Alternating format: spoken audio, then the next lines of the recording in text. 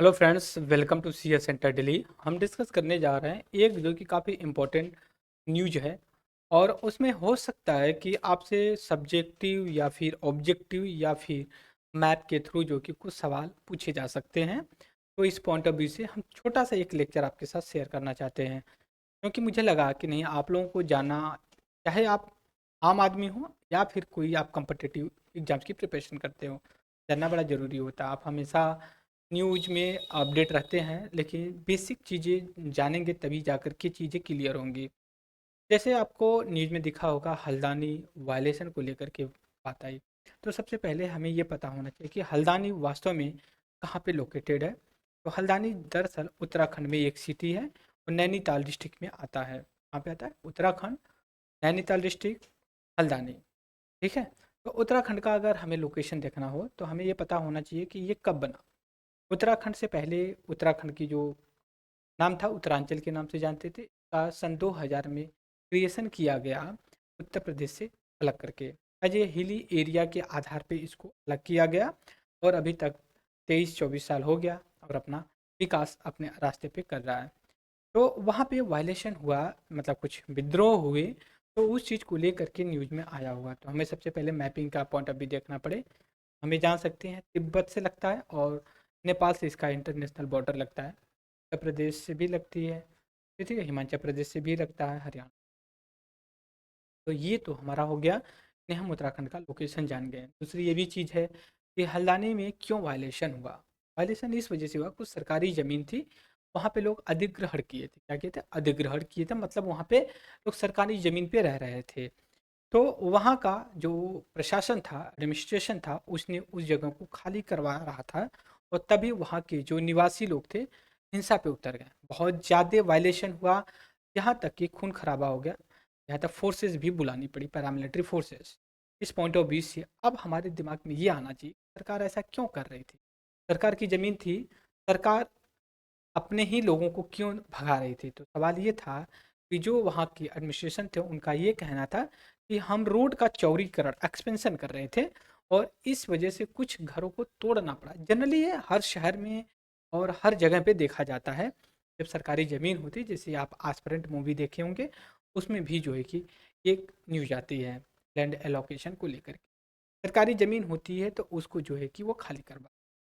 तो इस point of view से एक चीज निकल करके आती है, नाजूल लैंड के नाम से ये वर्ड निकल करके आता है, नाजूल लैंड। तो दरअसल बहुत से ऐसे, देखिए, नाजूल भूमि, ठीक है, अगर इसे इंग्लिश में देखेंगे तो what is nazul? NAJOOLLAND, nazul land. तो सबसे पहले आप बहुत से लोग देखेंगे, कहेंगे किसी प्लेस का नाम है। नहीं, प्लेस का नाम ये नहीं है। और ये एक तरह की भूमि होती है, जैसे बंजर भूमि, सरकारी भूमि, ग्राम सभा की भूमि, ठीक है, चक चकपरे का होता है, जैसा भी लैंड एरिया होती है।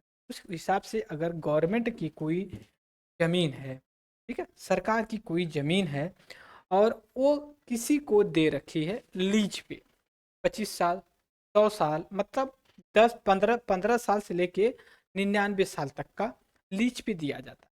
तब जैसे अगर आप कहीं शहर में रहते हैं तो जो बड़े बड़े कॉमर्शियल कॉम्प्लेक्स होते हैं वो लीज पे देते हैं, रेंट पे नहीं देते हैं। रेंट क्या होता है? आपका 1 साल का अग्रीमेंट होता है, महीने का होता है, दे पैसे दीजिए, रह दीजिए। जब लीज की बात करते हैं तो कॉन्ट्रैक्ट होता है कि आप 15 से लेके 99 साल तक का आप उस पर अपना काम, कोई भी परमानेंट इंफ्रास्ट्रक्चर भी बना सकते हैं, कंपनी भी बना सकते हैं, ठीक है। तो उसमें जो भी बिजनेस करेगा, तो गवर्नमेंट ऐसे ही करती है कि जो सरकारी ज़मीन होती है, जिसको नाजूल लैंड के रूप में देखते हैं, वो किसी बिजनेसमैन को अलॉट कर देती है।